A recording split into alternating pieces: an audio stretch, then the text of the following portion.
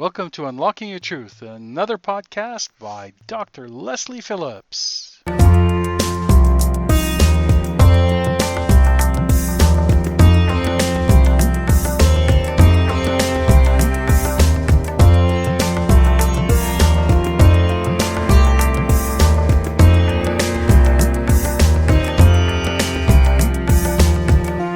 Hello, listeners. You are tuning in to Unlocking Your Truth with Dr. Leslie and Corey. Hello, everyone. We're broadcasting from 101.7 FM across the Fraser Valley from the unceded territory of the Stolo Nation. And we're here every Tuesday evening from 7 to 8 Pacific time. Yay. Unlocking Your Truth is a talk show. We focus on metaphysics and spirituality. And our goal is to enlighten you and educate you and expand your awareness on all topics under that umbrella. And quite often on the show, what we do is we have invited guests who are experts in their field and we pick their brains, and so that you can learn not just from us, but from them as well. And so today's episode is just like that. We actually do have a guest. And our guest is, I'm going to introduce her. Her name is Annie Anderson. And she's got a unique view on life purpose and how to define your life purpose. And she's going to talk to us about knowing the soul's agenda. And what that can do for you, how that can create contentment no matter what your life circumstances or what you have been through. I can see that coming in handy. Mm-hmm. So she's got a whole bunch of letters after her name, and I don't know what they all stand for. It's almost half the alphabet, I think. Yes, but she's the creator of Find Your Soul's Agenda process and co-creator of sensation-based mindset coaching. And her goal is to help people navigate life's challenges and to do it with grace and gratitude rather than toxic emotions that affect their health, vitality, and life quality. She's had many outward successes in her life, from Broadway to business, but her most treasured success has been becoming a person, wife, and parent that she's proud to be, and facilitating the same growth that she's experienced within herself in the lives of the people that she works with in her coaching practice. She lives in a log cabin in the woods.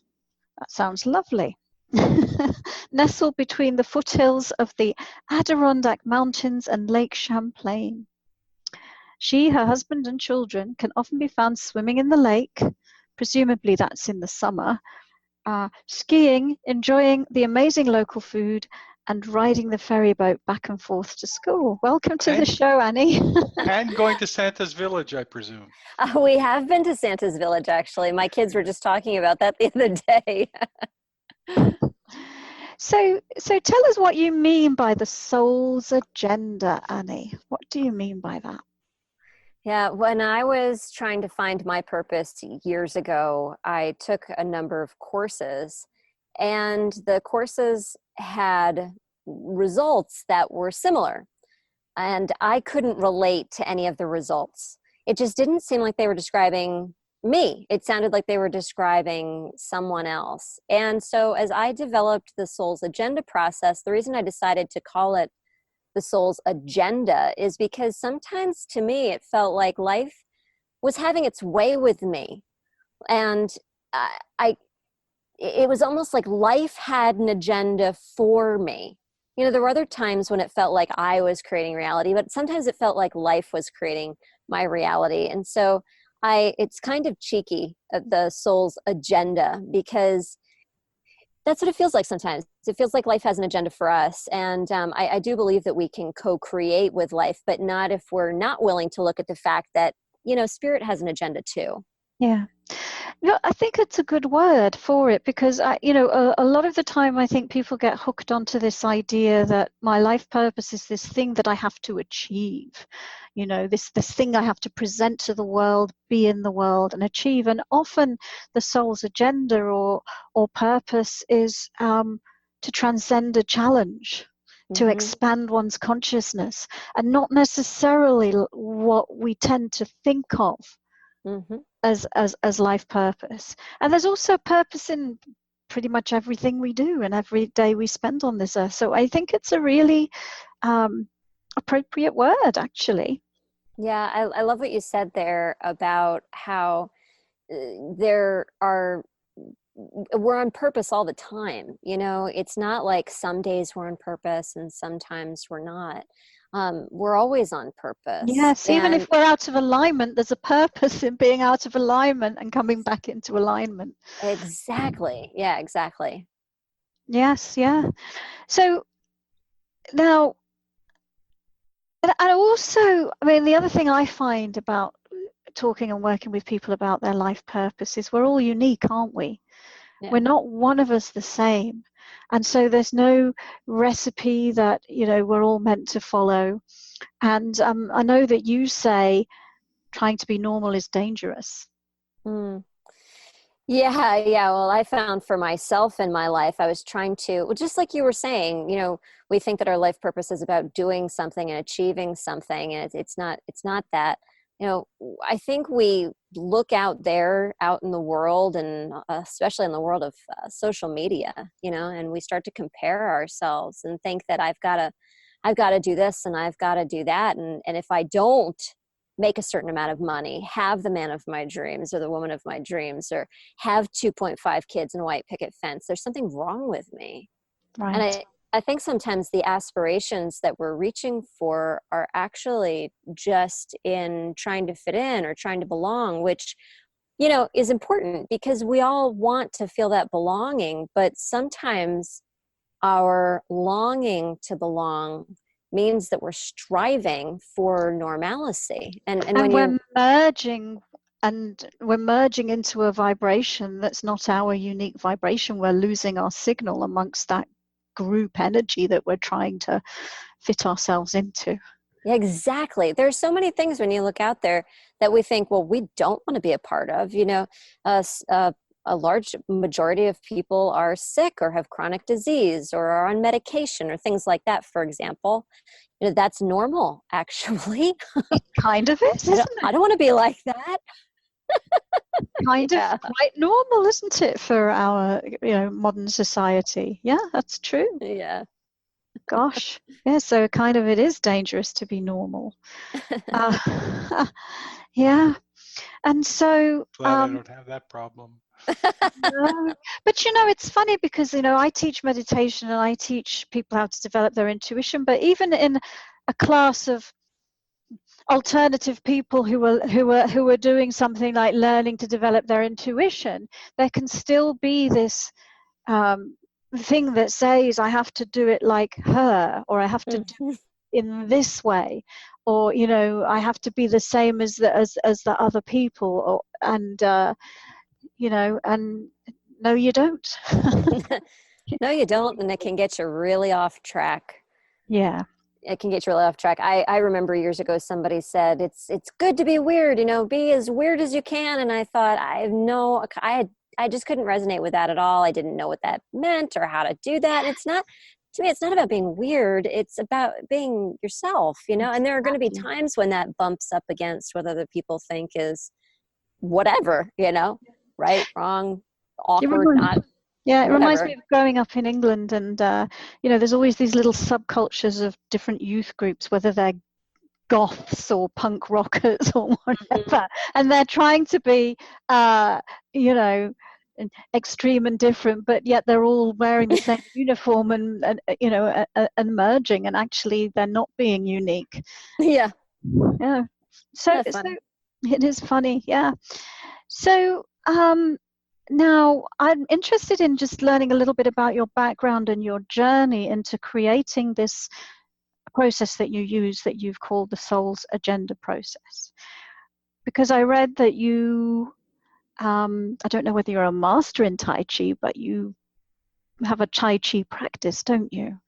So, and I'm sure that there's other ingredients that you picked up along your life journey that brought you to the point that you're at in developing this process. So perhaps you could tell us a bit about that. Yeah, I think that my professional career and the alphabets after my name were to set me up to be the person who could discover this process. Because I'm an occupational therapist, so I've got the anatomy and physiology and neuroscience and all that stuff in my background. I have rehabilitation and Western medicine, and then I have Eastern philosophy, and like you said, I'm a Tai Chi and Qigong instructor. So I've got energy medicine. I've got way more energy medicine than that. I have a lot of certifications in energy medicine. So I've got all this background.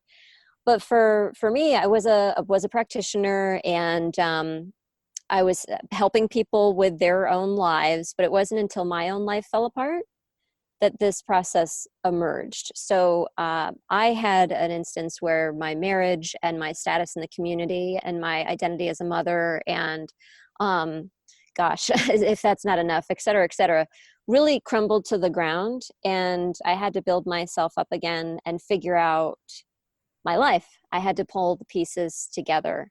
And that's when I started looking for my purpose, because I didn't know what else to do. That was the only thing I could think of. And so, like I said, when I took the purpose courses, the results that they were reflecting to me was this person that I couldn't identify with. And the thing that in hindsight I recognized was that the other purpose courses and assessments were pointing me towards one aspect of myself. They were pointing towards the person who was achieving things, the person who was happy, the person who was joyful. And at that time in my life, I wasn't. So I couldn't figure out how to get from where I was to where these assessments And that I should be. were they kind of like more like the career assessment things, or were they more more spiritually or esoterically focused? Yeah, they were more spiritually focused. So the first one I took was more of a business assessment, and that I figured, well, maybe because it's a business assessment, it's not what I'm going for. So, there are other assessments when you try to find your purpose that try to help you identify what you should do with your life. And I tried to steer away from that because I had a sense that that's not it. I had a sense that I was going to change my life professionally in some way, but I didn't think I was probably that far off. It wasn't about the doing. So I looked for assessments and courses that tried to help me to identify how I wanted to feel in my life, or how I should feel. So it was more of a felt quality or a beingness kind of thing. I remember one of the results said something like, I'm here to teach unconditional love. Now, from a person who was angry and broken, I just didn't get it. I didn't understand. And so I thought about it. And I tried and I failed. And one day it hit me like a ton of bricks. And it did because of my background in Tai Chi, that those assessments and those courses were pointing towards half of me, the half of the whole of me. And when I really thought about it, they were actually, the results were actually in direct opposition to how I felt at the time. It was like looking at the front and the back of a quarter. It's the same quarter, but there's the front and the back. And when you're looking at the front, you can't see the back. And when you're looking at the back, you can't see the front. And that's really how I felt. So it was my background in everything that I had studied that helped me to come to the conclusions when it was time, the conclusions that I did to help me formalize the process. That process helped me to get myself back on track. And then organically, people started asking me if I would do it with them as well. So it's almost like you were in the shadow side rather than the light side of the coin, or because everything in this world is based on duality. So there's love on one end of the scale and fear on the other end of the scale. And so depending, you could be here to radiate love and be an example of love. But in your journey to expand that capacity, go into the equal proportion of the opposite. That's right. Kind of makes sense to me. But yes, when you're not in the realization of that, and you're in that negative polarity, yes, Yeah. Yeah, People you tell feel stuck. you're here to teach love, but really. Yeah. Yeah, when I heard that, that was the last person that I asked for advice who told me that. And I hung up the phone and I thought to myself, I am going to stop looking for answers. Because every time I look for answers, I come up with this garbage. It felt like garbage that I just couldn't get a handle on. But and I also think that there's something about a lot of these processes where you're sort of, it's external rather than internal, and the whole journey is, it's know yourself, know yourself deeply. Who are you?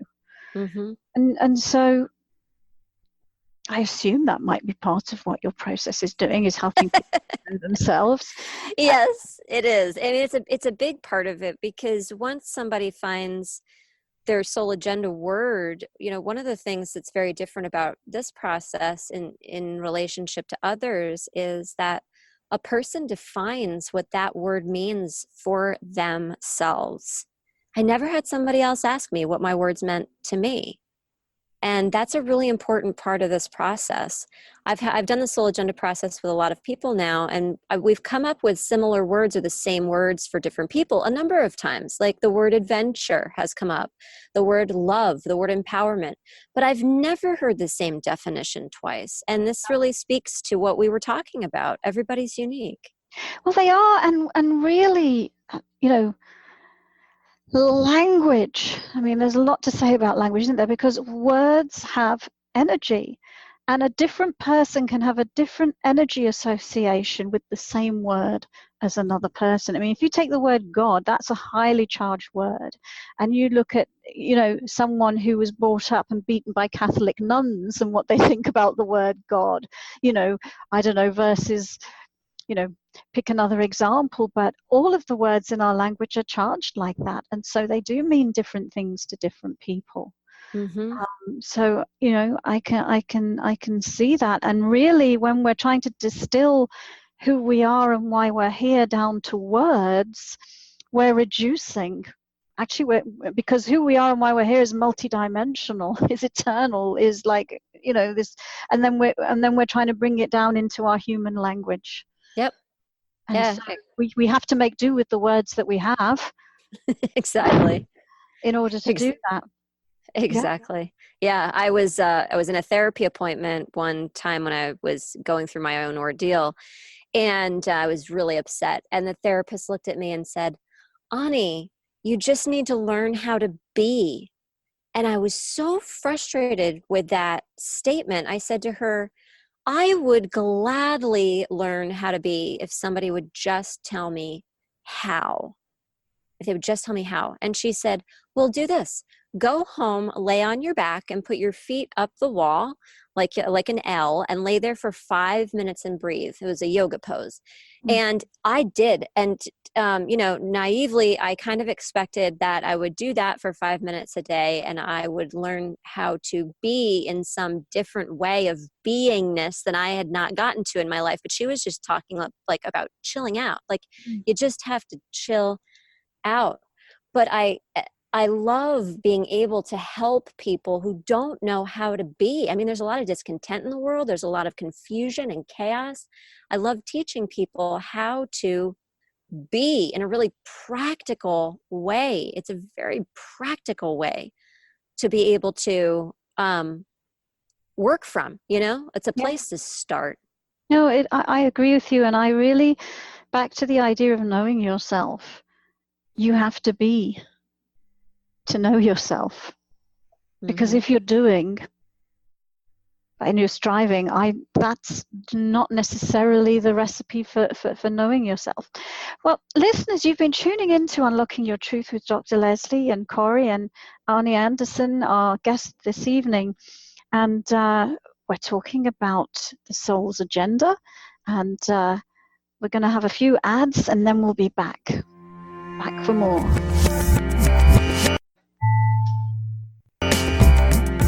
Welcome back, listeners. You're tuning in to Unlocking Your Truth with Dr. Leslie, and our episode tonight is about kind of like it's about life purpose and specifically the soul's agenda. And the soul's agenda is a process that was developed by our guest this evening, whose name is Arnie Anderson. And so perhaps you can share some information with us about the soul's agenda process. How does it work? What if I came to you and said, take me through your soul's agenda process, what would that look like? Sure. Well, we start with a memory recapitulation process, and we look at three different aspects of life: a person's professional life, a person's personal life, and their childhood. And what we're looking for are three of their best memories. So I use the word best because it's not your happiest memories. I've had people relate that their best memories are deaths and divorces and things like this, depending on who they are and what that means to them.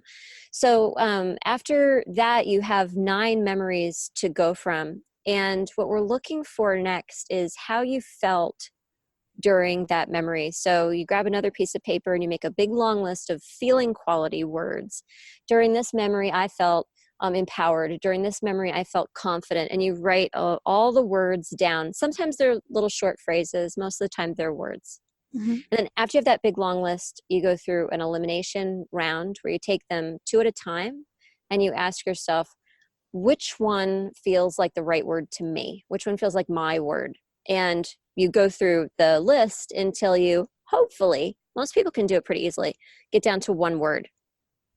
It's interesting because a lot of times before the process, people think they know their word. And I have never done the process where somebody has gotten to the end of the elimination round and could have guessed their word ahead of time. Mm-hmm. So that's kind of interesting. So after you have your word, I call that the soul agenda word. The next thing that we do is we have you define that word, like I was saying before, in your own language. What does it mean to you? And then depending here or later, it's really fascinating actually to look the word up in the dictionary and see what society thinks that word means or what we have collectively agreed that word means, because sometimes it's so vastly different, vastly different. It's pretty amazing. So that can be a good place to do that, or after this part. So the next thing that we do is we define the polarity. So the definition is really the way that we like to feel most often. The polarity is the way that life shows up sometimes for us that we don't like, but it seems to show up anyway. So we'll say to somebody, when you're so let's say the word is empowered. When you're not feeling empowered, what do you feel like? And we create a bulleted list of polarity words or phrases or short sentences from there. So now we have the word, we have the definition, which is the light aspect, and we have the polarity, which is the, shall we say, the shadow or the dark aspect. And the last thing that we do is we put it in a phrase. And the reason that we do that is because the soul agenda really can be used as a decision-making compass for somebody if they desire one in their life to help them to make decisions. And so it's the phrase is nice because it helps direct that process. So again, let's say the word's empowered. The standard phrase that we use is, my soul's agenda is to feel, and then you insert your word, so empowered, and inspire others to use the same, to feel the same.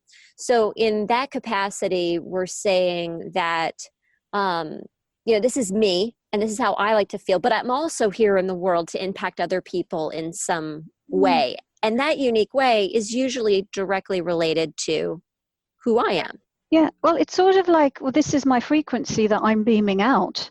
Yeah. And so it's emanating from me, but it's touching everybody else. Exactly. Yeah. It's my radiance, it's my light, it's my unique essence. Yep, exactly. And it's really interesting. The more I've worked with this process, I have a client who I've been working with now for about 5 years, who was my first soul agenda client. So I've gotten to see her through all kinds of life incarnations now. And it's really fascinating how, and actually her word is empowered, ironically enough, because I was talking about that. It's really interesting how sometimes she really does resonate the frequency of empowerment, and it really is quite inspiring to be around her. And sometimes when she's really not aligned, she is sending out these vibes of disempowerment, and we can feel it. So it's really interesting how that works. Mm. So what's your word? My word is alive.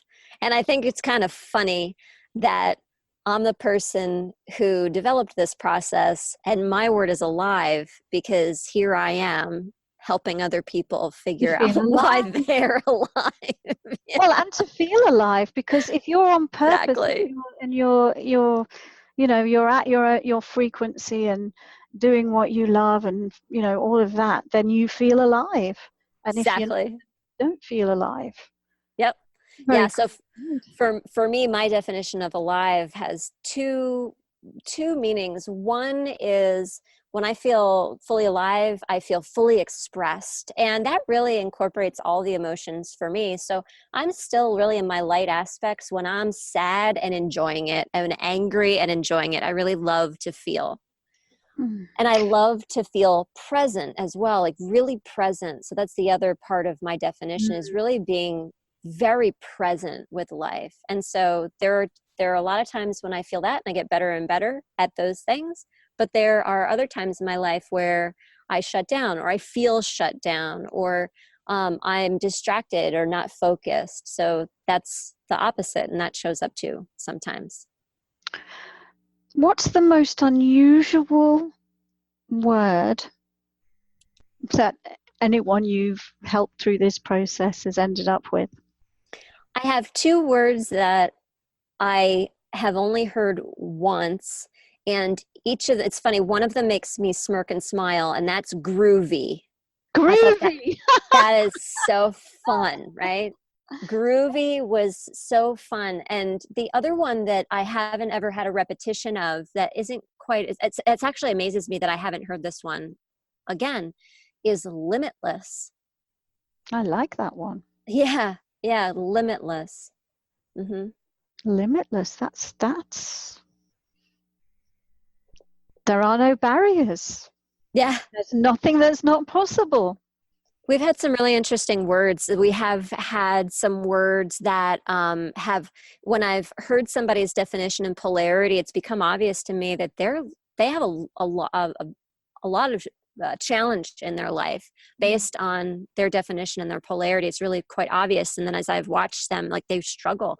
The freedom actually is the word that I've seen create a great difficulty in a few people, because the polarity of that obviously is like in some kind of cage, but the cage that these people are often putting themselves in is the cage of their mind and their thinking. Right? So we can see how the unconsciousness of limited thinking can be quite challenging for somebody who is here to experience freedom.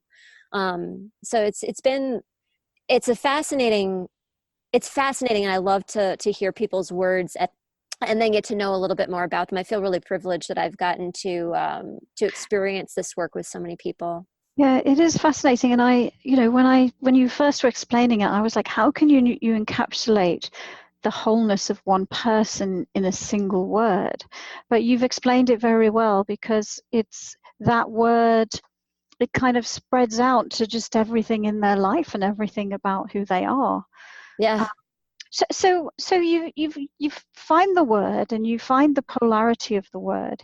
How do you help the person then, not sink into the negative polarity? How do you help them manage that sort of teeter-totter of energy between the positive and negative of their,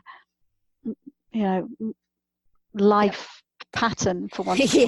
saying it? Yeah. So the easy answer is that we begin to help somebody to learn how to make decisions based on their soul's agenda, and ask themselves, like, for example, with my word alive, I would ask myself in any moment, how can I feel more alive right now? Or how can I inspire other people to feel more alive right now? And that seems so simplistic, almost too simplistic, but it works really amazingly well.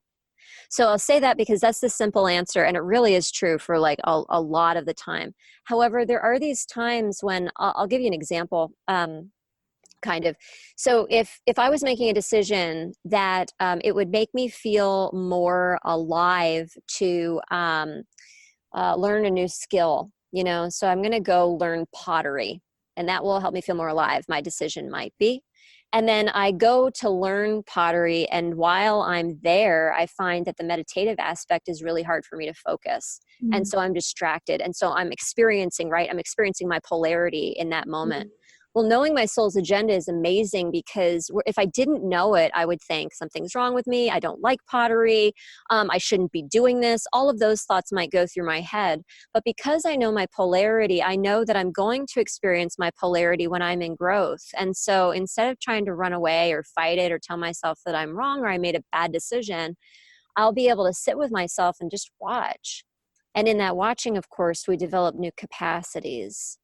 So it's not always about trying to get ourselves out of it. Sometimes it's really about being able to sink into acceptance so that we can get ourselves to the next place.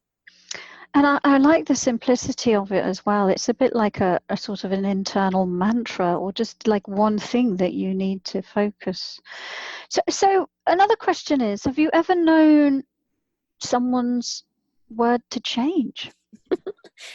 I knew you were going to ask me that. I haven't, but I've been working with some people with this process, like I said, for a number of years. And I have myself thought that my word had changed 3 times, and it has not. And I've even had clients say to me, I think my word has changed. I think I'd like to do it again with you. And it had not. So my standard answer is check back with me in 30 years and I'll tell you if people's words change. But for now, it's my assumption that they don't. They stick with us for a really long time, and perhaps a lifetime. Or lifetimes. Yeah. It's interesting. I work with people on their life purpose as well, but in a different way than you do. And I'm sort of helping sort of map their life journey in accordance with their chakra system and their intuitive gifts, Cool. with the idea that their intuitive gifts relate to their life purpose. So it's like you come in with your tool belt that serves your agenda. And occasionally, I have met people who they started out with a particular purpose or agenda that they then transcended, and that there was then a switch in the configuration of their chakra system to help move them into a new path and a new agenda.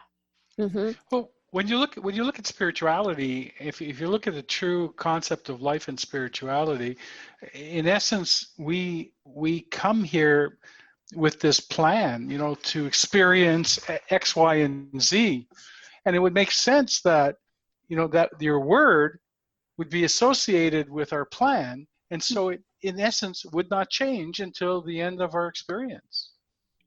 Yeah, and exactly, and the soul's agenda is multidimensional, so it crosses multiple lifetimes. Yeah. And it definitely is true that from the soul perspective, people explore a theme not just in one lifetime, but in many lifetimes. Right. Yeah, so it's kind of interesting. Like, I do think that it's almost like you're mapping a soul frequency through a word. Yeah, perhaps we'll have to check in a few lifetimes from now and see how it's going. I'm sure it will reconfigure itself next time. No, it's very cool. 4 lifetimes from now at the coffee shop on the corner. Sounds good. No, Santa's Village. We'll go to Santa's Santa's Village. Why 4 lifetimes? Yeah, that's cool. Excellent. Very good. So you've had some interesting concepts. So you said almost everybody's word doesn't change, right? And I don't know if I zoned out for a moment there, but have you had people's words change? Have you had them change? I have not had one person's word change. I have had people think that their words changed. I thought my word had changed at one point. You're saying that, yeah. Nope. Interesting, nope. Yeah. Interesting. Yeah, I keep waiting for it. just out of curiosity. Yeah, that's quite interesting. You'd think somewhere there's some, master like Buddha or Jesus Christ or Muhammad whose actually word has changed from, like But love to, oh once you no. get to love, once you get to love, what else is there? Then what? Yeah. You know, people have had their definitions tweaked though, and that's been interesting. So, I have a client whose word is confidence, and in the beginning, the definition of confidence was a certain thing, and now it's similar, but it takes a different flavor. For me too, excellence has made its way into my definition, and that wasn't in my definition the first time around. It's become now, of course, when I was doing the process at first, I was really living most of my life in the polarity. So now that I live a lot of my life in my sunshine, excellence is something that I am looking at. And so it's almost like you were saying, expanding, right, in all aspects. And I've been to some really deep, dark places. I won't say that I'll never go there again, but when life gets hard now, I have such a tremendous more exponentially more consciousness, because I watch, I'm not overtaken, I don't run away, I'm curious. I had heard those concepts before learning my soul's agenda, but I could not get there to be curious while I was having a hard time. Well, thank you. And guests, listeners, you're tuning into Unlocking Your Truth with Dr. Leslie and Corey, and we're going to take a short commercial break, and then we'll be back with some more questions for Arnie Anderson.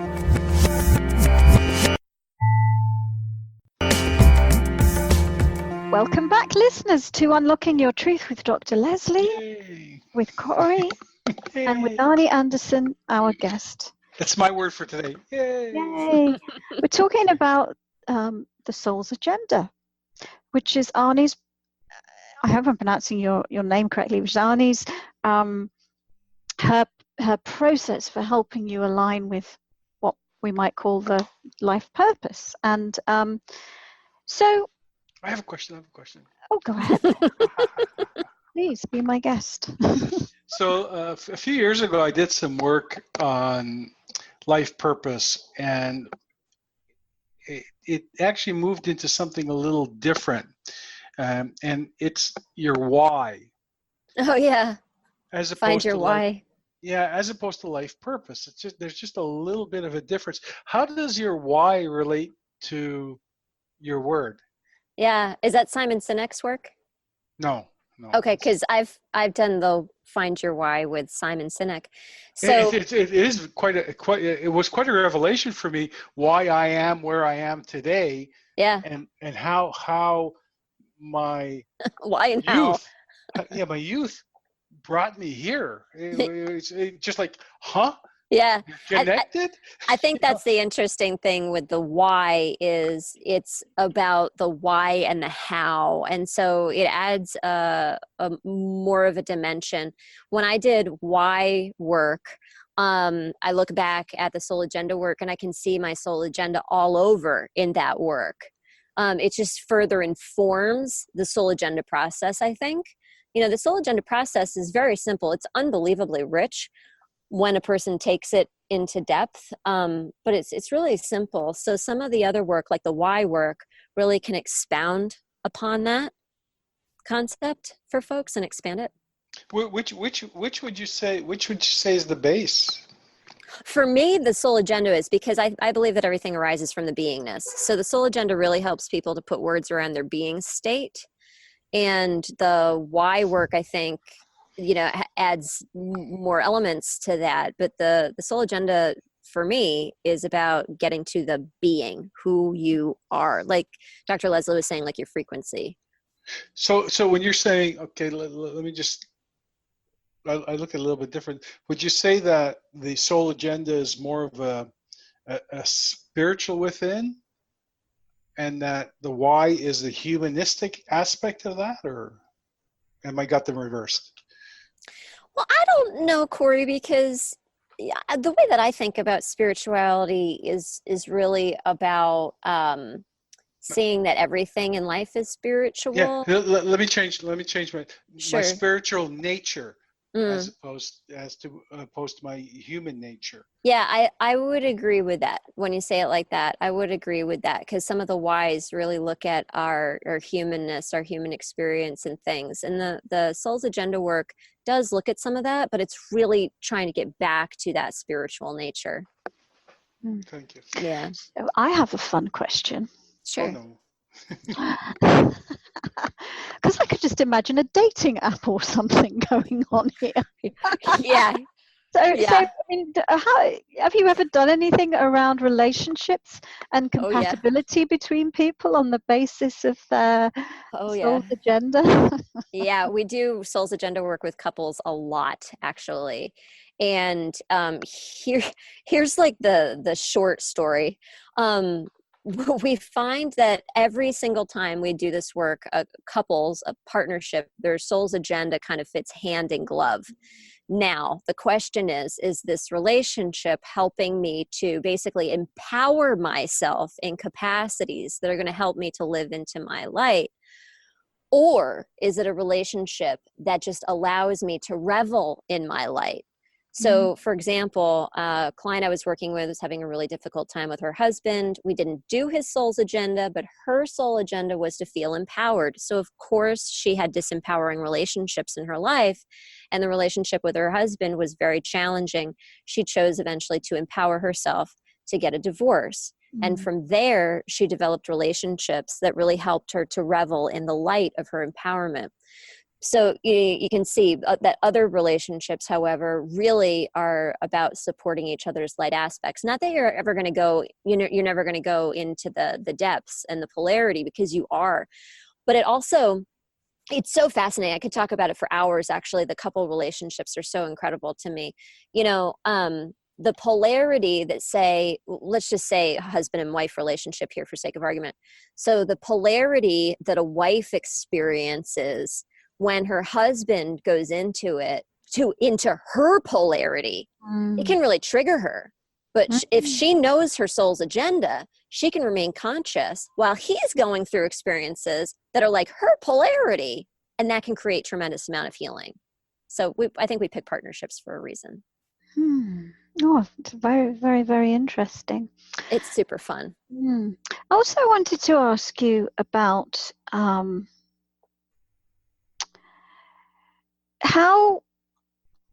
so I'll try and pose it maybe in a slightly larger way. It's like how knowing your soul's agenda helps you in the larger context of your life. And let's just pick a few typical things like health, career, finance, sure. The things that typically occupy people's mind space.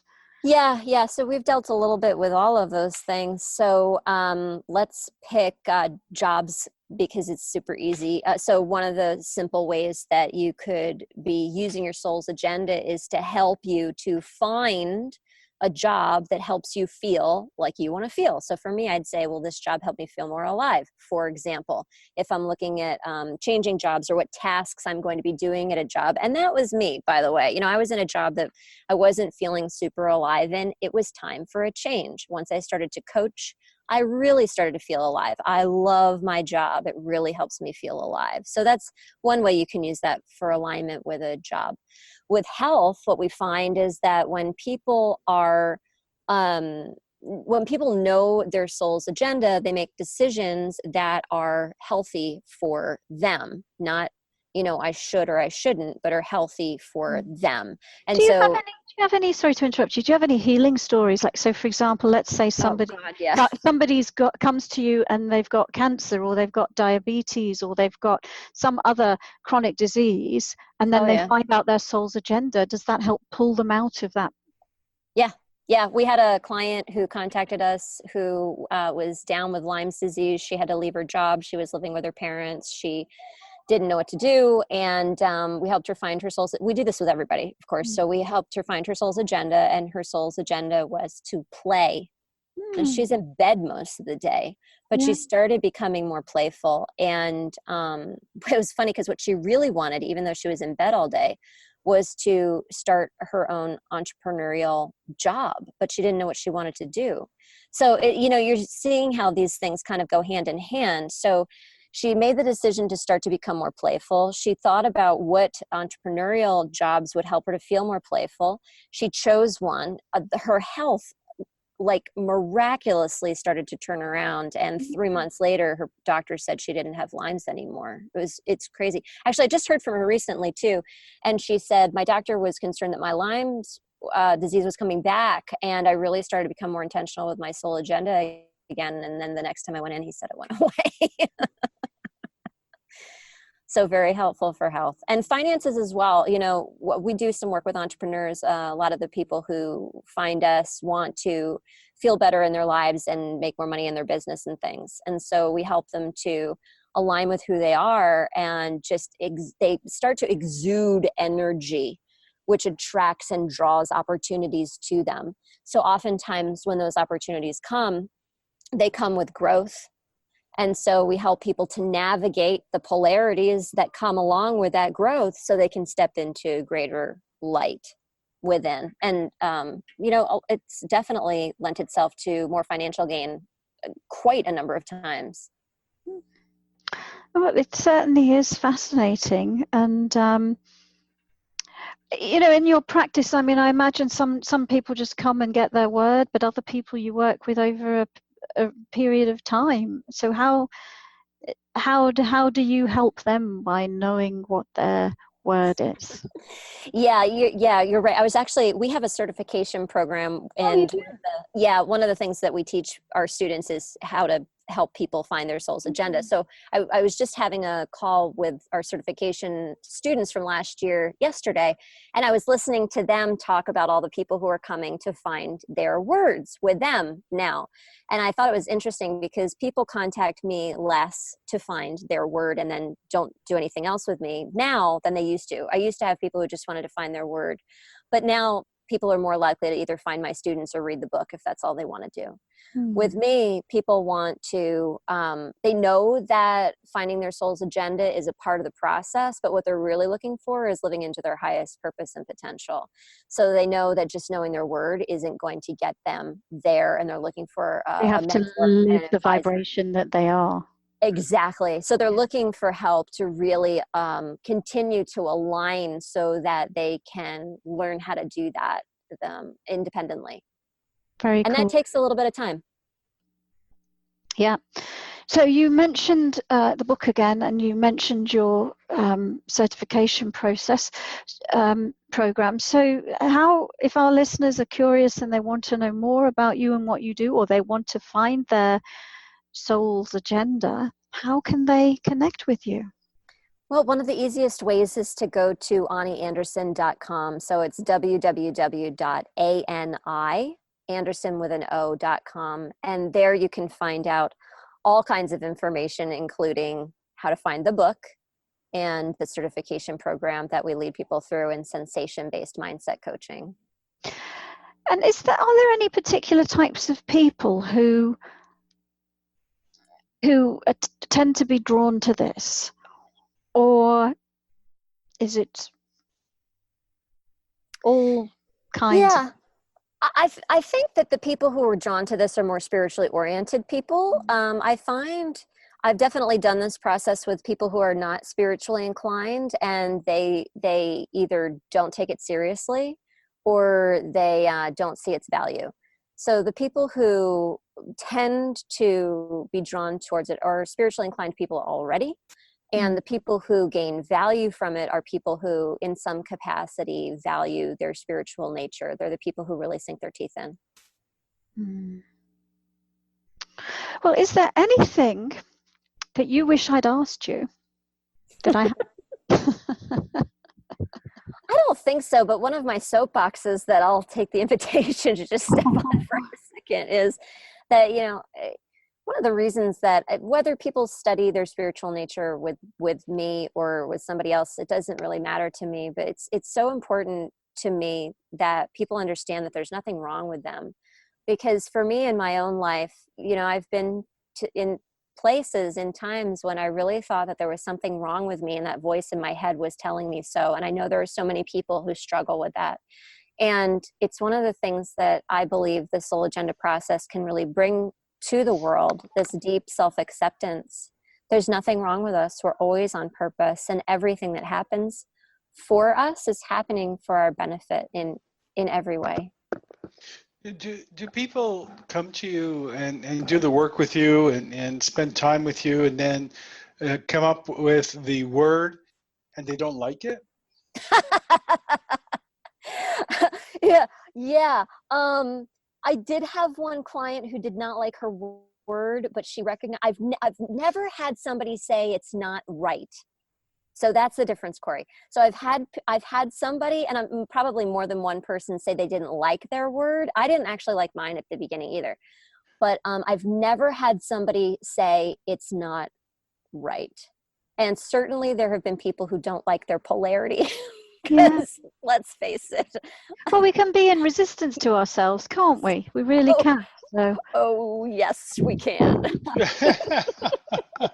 I've worked with a lot of people over the years. I mean, thousands upon thousands of people, and you know, at seminars.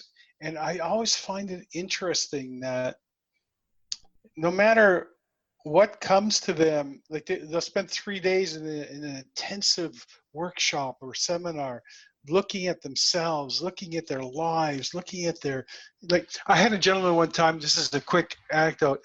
I'm sitting outside, and this is the first 3 hours or 4 hours into the second day.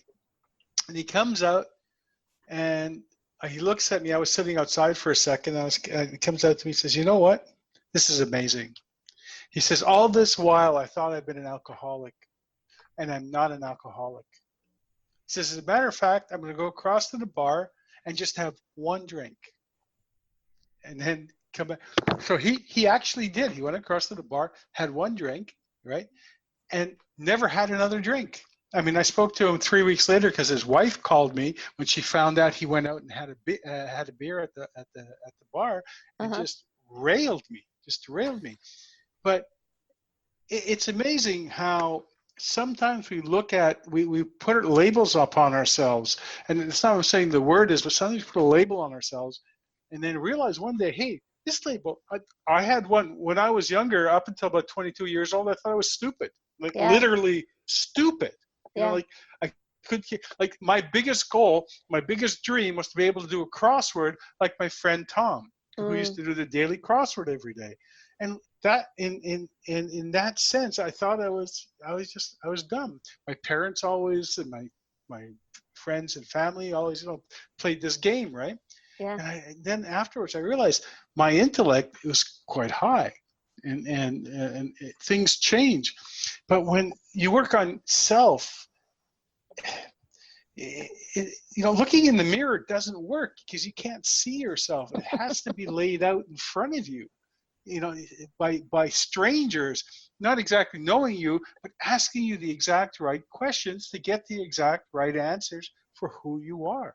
Yeah, the right questions are so important. I love that you brought up labels, Corey, because I'm a big, firm believer in unpacking those boxes that we put ourselves in. I don't believe that the soul agenda word really is a label, Not at all. as much as it gives. Yeah, it gives expansion actually. But people who are coming to me and saying, "I have anxiety," I say, "What does that mean?"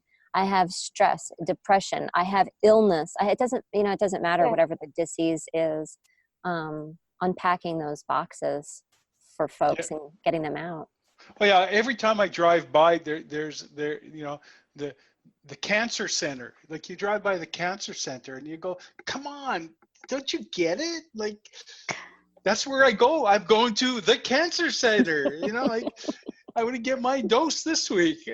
And people just and you know, my medicine, my X-rays, my disease, you know, my anger. There are so many labels, aren't there? You know, and you own them. When you put the word "my," you own them. Yeah. And it's like my education, my job, my salary, my, you know, everything. And none of it is relevant. None of it is relevant. None of it is really relevant to who you are in true nature, when you let that shine, it's a whole different. Your life changes. Your life changes. I know that for myself, and again, I can only talk from my experience. I can't really put anything else. But the day I realized, I made a very strong realization about 13 years ago, and all of a sudden my life just changed, and I can manifest almost anything now, and even that's a label, almost anything. I manifest amazing stuff. It's just you can do whatever you want to do as long as you stop that. And I think, my opinion, your word is great because it gives people strength, it gives them center, it gives them love, self-love. Yeah. It gives them drive. It gives them a whole bunch of things that they didn't have, prior to understanding their word. Yeah. Yeah, absolutely. Resiliency. Yeah. Yeah. Yeah. Well, it's almost time, Leslie. How long have we got? We have got approximately a minute and a half. Well, I think I'm sorry. Annie should. No, No? I apologize. We have nothing. Oh, probably Annie should say her website again, and then we should say goodbye. And very quickly. It's AnnieAnderson.com, ANI Anderson with an O.com. Yeah. Well, thanks for tuning in, listeners, and thank you, Annie, for being on the show. And you can go to Annie's website to find out about her book and her process. You've been listening to Unlocking Your Truth with Dr. Leslie and Corey. We're here every Tuesday, 7 to 8 p.m. Pacific time on 101.7 FM. Bye for now.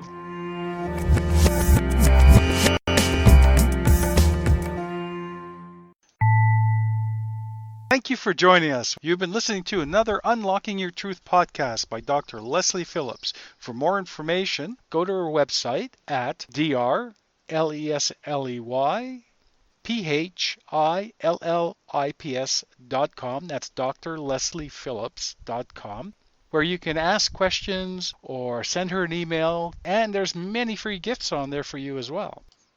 You can also find the questions that were asked during this show at the website on our free card reading podcast page, where you'll find a full list of them. Come back again.